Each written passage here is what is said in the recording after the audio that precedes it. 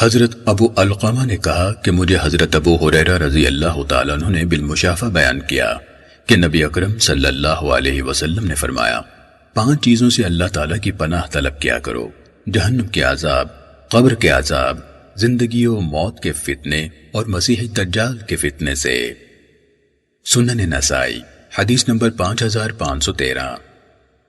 حضرت عبداللہ بن عباس رضی اللہ تعالیٰ عنہ سے روایت ہے کہ رسول اللہ صلی اللہ علیہ وسلم اپنے صحابہ کو یہ دعا یوں سکھاتے جیسے قرآن مجید کی سورت یاد کرواتے تھے۔ فرماتے: کہو اے اللہ، ہم جہنم کے عذاب سے تیری پناہ میں آتے ہیں، میں قبر کے عذاب سے تیری پناہ چاہتا ہوں، میں مسیح دجال کے فتنے سے تیری پناہ طلب کرتا ہوں، اور میں زندگی اور موت کے فتنے سے تیری پناہ مانگتا ہوں۔ سنن نسائی حدیث نمبر 5514۔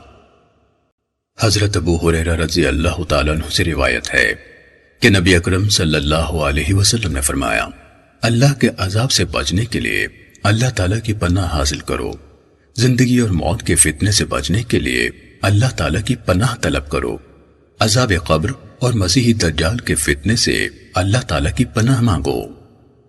سنن نسائی حدیث نمبر 5515۔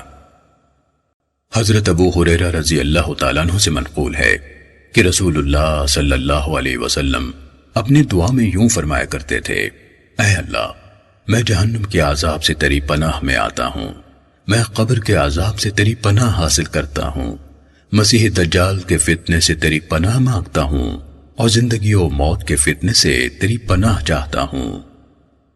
سنن نسائی حدیث نمبر 5516۔